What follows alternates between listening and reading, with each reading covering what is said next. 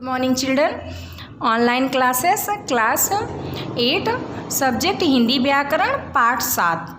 देखिए, कल मैं आप लोगों को पार्ट 6 पढ़ाई थी, आज आपका पार्ट 7 पढ़ाने जा रही हूँ। इसमें क्या है? समास।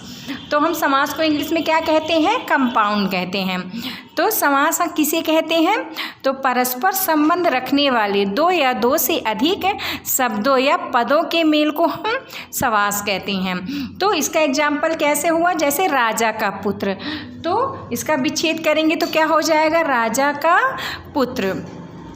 उसी तरह कमल नयन, तो कमल और नयन।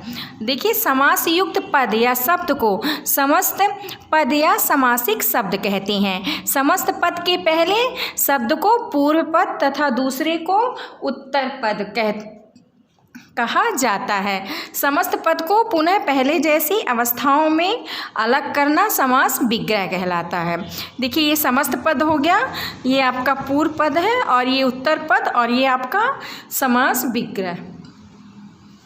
तो त्रिलोक का क्या हो जाएगा? पूर्व पद त्रि हो जाएगा, और उत्तर पद क्या हो जाएगा? लोक। और इसका समास विग्रह क्या कहलाएगा? तीन लोकों का समूह। उसी तरह चराचर में चर और अचर हो जाएगा, इसका हो जाएगा चर और अचर। यथा विधि का क्या हो जाएगा? पूर्व पद यथा हो जाएगा और उत्तर विधि हो जाएगा। तो इसमें क्या हो जाएगा? विधि के अनुसार। युद्ध भूमि, तो पूर्व पद युद्ध हो जाएगा और उत्तर पद भूमि हो जाएगा, यानी युद्ध के लिए भूमि। तो आप देखिए नेक्स्ट क्या आया? समास के भेद, काइंड्स ऑफ कंपाउंड। तो जो आपके समास होते हैं इसके 6 भेद होते हैं। अव्ययी भाव समास, तत्पुरुष समास, द्विग समास, द्वंद्व समास, कर्मधारक समास और बहुव्रीहि समास। तो फर्स्ट क्या है आपका? अव्ययी भाव समास। तो जिस समस्त पद का पहला पद अव्यय हो तथा वही प्रधान हो और उसके योग से सारा समस्त पद ही अव्यय बन जाए, वह अव्ययी भाव समास कहलाता है। अव्ययी भाव समास में मुख्य रूप से आ, अन, यथा, नि, भर, बे, वाव, प्रति आदि अव्ययों का प्रयोग किया जाता है। जैसे यथा संभव, तो यथा संभव का क्या हो जाएगा? विग्रह जितना संभव हो। अनजान यानी जाने बिना। प्रतिदिन का दिन दिन, भर पेट का पेट भर कर। इसी तरह आपके आदि एग्जाम्पल है, आप लोग देख लीजिएगा। कई बार एक शब्द की 2 बार आवृत्ति से भी अव्यय बनते हैं, इन्हें भी अव्ययी भाव समास के अंतर्गत गिना जाता। जैसे हाथों हाथ यानी हाथ ही हाथ में, रातों रात रात ही रात में। फिर सेकंड नंबर में क्या है आपका? तत्पुरुष समास। तो जिस समास में दूसरा पद प्रधान होता है उसे हम तत्पुरुष समास कहते हैं। इस समास में दोनों शब्दों के बीच आने वाले परसर्गों क्या होता है? को, के द्वारा, के लिए, से, का, की, के, में पर का लोप हो जाता है। जैसे जन्म रोगी, तो जन्म रोगी का क्या हो जाएगा? जन्म से रोगी। कारकों की विभक्तियों के नामों के अनुसार इसके 6 भेद हैं। जो आपकी तत्पुरुष समास है इसके 6 भेद होते हैं। फर्स्ट क्या है? कर्म तत्पुरुष। कर्म कारक की विभक्ति में को का लोप हो जाता, जैसे गगनचुंबी यानी गगन को चूमने वाला। स्वर्ग प्राप्त यानी स्वर्ग को प्राप्त होने वाला। सेकंड क्या है? करण तत्पुरुष।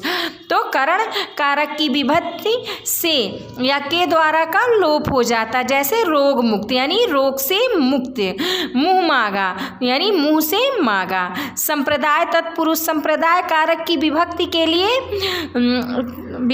के लिए का लोप हो जाता है। जैसे देशभक्ति का क्या हो जाएगा? देश के लिए भक्ति। डाक के लिए गाड़ी का क्या हो जाएगा? डाक गाड़ी। सत्य के लिए आग्रह का क्या हो जाएगा? सत्याग्रह।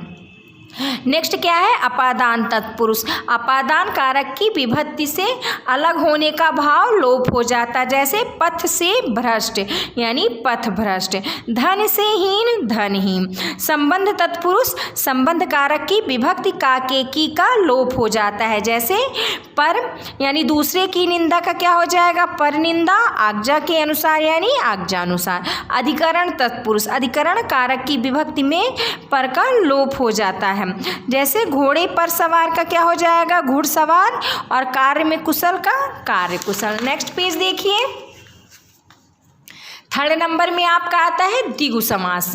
तो जिस समस्त पद का पहला पद संख्यावाची विशेषण हो उसे और किसी समूह का बोध कराता हो उसे हम द्विगु समास कहते हैं। जैसे पंचवटी यानी 5 बटों का समूह, त्रिवेणी 3 बेड़ियों का समूह। फिर नेक्स्ट क्या है? द्वंद्व समास। जिस समास में दोनों पद क्या होते हैं? समान होते हैं और विग्रह करने पर दोनों पदों के बीच और तथा अथवा या आदि योजक शब्द लगे रहते हैं। जैसे नर नारी, तो इसका क्या हो जाएगा? नर और नारी। रुपया पैसा, रुपया और पैसा। सुख दुख, सुख या दुख, क्योंकि इन दोनों में सुख ही हो सकता है या दुख ही, इसलिए इन दोनों के बीच में या शब्द लगेगा। नेक्स्ट क्या है? कर्मधारय समास। इस समास में दोनों पदों के बीच विशेषण विशेष अथवा उपमान उपमेय का संबंध होता है। इस प्रकार कर्मधारय समास को 5 रूप देखते हैं। पहला पद विशेषण तथा दूसरा पद विशेष होता है। जैसे सद्धर्म यानी सतधन धर्म। विग्रह क्या हो जाएगा? सत है जो धर्म। उसी तरह पीताम्बर है, पीत अंबर यानी इसका क्या हो जाएगा? पीला है जो अंबर यानी जो वस्त्र। पहला पद विशेष तथा दूसरा पद विशेषण हो, यानी जैसे मुनि श्रेष्ठ है तो पहला पद मुनि हो गया, दूसरा श्रेष्ठ, और इसका विग्रह क्या हो जाएगा? मुनियों में श्रेष्ठ है जो। जिसके दोनों पद में विशेषण हो, जैसे खट मिठा, पहला पद खट्टा दूसरा मीठा यानी खट्टा और मीठा है जो। पहला पद उपमान तथा दूसरा पद उपमेय हो, तो जैसे कनकलता यानी इसका कनक पहला समान है, लता दूसरा कनक के समान लता। देखिए नेक्स्ट देखिए 5th नंबर, पहला पद उपमेय तथा दूसरे पद में उपमान हो। जैसे मुख चंद्र, पहला पद मुख हो गया, दूसरा चंद्र, मुख रूपी चंद्रमा। बहुब्रीहि समास। इस समास में दोनों पदों में से कोई भी पद प्रधान नहीं होता और दोनों पद किसी अन्य पद यानी संज्ञा की ओर संकेत करते हैं। जैसे महात्मा यानी महान है आत्मा जिसकी। फिर नीलकंठ, नीला है कंठ जिसका, अर्थात कौन? शिव जी। लंबोदर, लंबा है उदर जिसका, अर्थात गणेश जी। उसी तरह आपका नेक्स्ट समास आया कौन? द्विगु समास और बहुब्रीहि समास में देखिए इसमें अंतर बताया गया है। तो द्विग समास में समस्त पद का प्रथम पद संख्यावाचन विशेषण होता है और दूसरा पद विशेष होता है। जैसे त्रिफला यानी 3 फलों का समूह। और बहुब्रीहि समास में देखिए इसके संपूर्ण समासिक शब्द ही विशेषण का कार्य करते हैं। जैसे त्रिफला यानी 3 फलों वाला। देखिए इसके एग्जाम्पल भी दिए गए हैं बहुब्रीहि और द्विगु समास के। तो द्विगु का क्या होगा? 4 भुजाओं से युक्त चतुर्भुज, और बहुब्रीहि का इसी का क्या बन जाएगा? चतुर्भुज का 4 भुजाएं हैं जिसकी, अर्थात विष्णु जी। और नेक्स्ट देखिए कर्मधारय समास और बहुब्रीहि समास में अंतर देखिए। कर्मधारा में समस्त पद का पूर्व पद विशेषण या उपमान और उत्तर पद विशेष या उपमेय होता है, परंतु बहुब्रीहि समास में सारा समस्त पद ही विशेषण का कार्य करता है। जैसे दशानन यानी 10 मुखों वाला, ये आपका कर्मधारा हो गया, और दशानन 10 मुख है जिसके, अर्थात रावण, ये बहुब्रीहि हो गया है।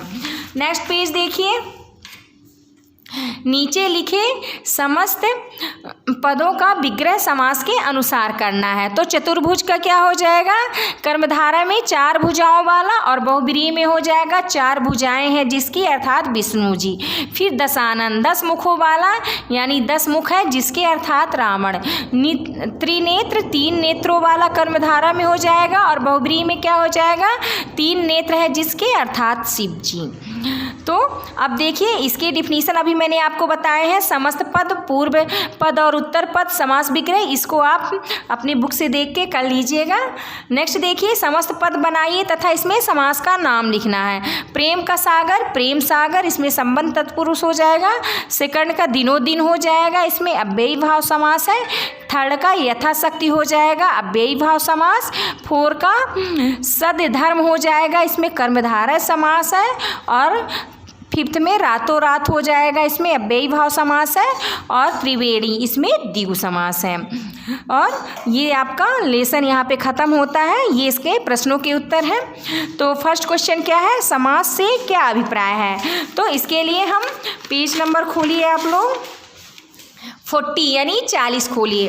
तो इसका शुरू में देखिए, ये परस्पर संबंध रखने वाले दो या दो से अधिक पदों के मेल को हम समास कहते हैं, जैसे राजपुत्र, कमल नयन आदि। यहाँ तक ये इसका पहला आंसर हो जाएगा। और सेकंड क्वेश्चन क्या है इसमें कि समास के प्रमुख भेदों को हमें उदाहरण बताना है, यानी उदाहरण सहित बताना है। तो समास के भेद ये देखिए सेकंड का आंसर, इसके आप 6 ये भेद लिख लीजिएगा और इसके उदाहरण आप यहाँ से आपकी बुक में दिए हुए हैं, इसको देख के आप 2 या 3 इसके एग्जाम्पल कर लीजिएगा।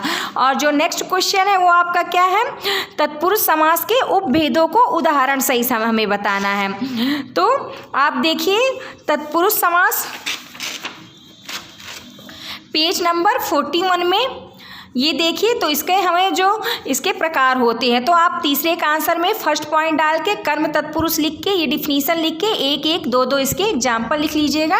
ये इसके 6 प्रकार होते हैं। छबो आप थोड़ा थोड़ा डिटेल करके इसे आप लिखने कॉपी में लिख लीजिएगा। और लास्ट में क्या है, लास्ट क्वेश्चन कर्मधारय समास और बहुब्रीहि समास में हमें क्या बताना है, अंतर स्पष्ट करना है। तो इसके लिए आप पेज नंबर 43 देखिए, कर्मधारय समास और बहुब्रीहि समास में अंतर। ये देखिए आंसर यहाँ से आपका स्टार्ट होता है। कर्मधारय में समस्त पद का पूर्व पद विशेषण तथा उपमान में उत्तर पद विशेष या उपमेय होता है, परंतु बहुब्रीहि समास में सारा समस्त पद ही विशेषण का कार्य करता है। जैसे दशानन यानी 10 मुखों वाला, और दशानन जो है वो बहुब्रीहि में क्या हो जाएगा, 10 मुख है जिसके, अर्थात रावण। ये पाठ आपका यहीं खत्म होता है। नेक्स्ट डे नेक्स्ट लेसन लेके आएंगे, नेक्स्ट पास जो आपका है शब्द भंडार। तो आपका आज के लिए इतना ही। Thank you.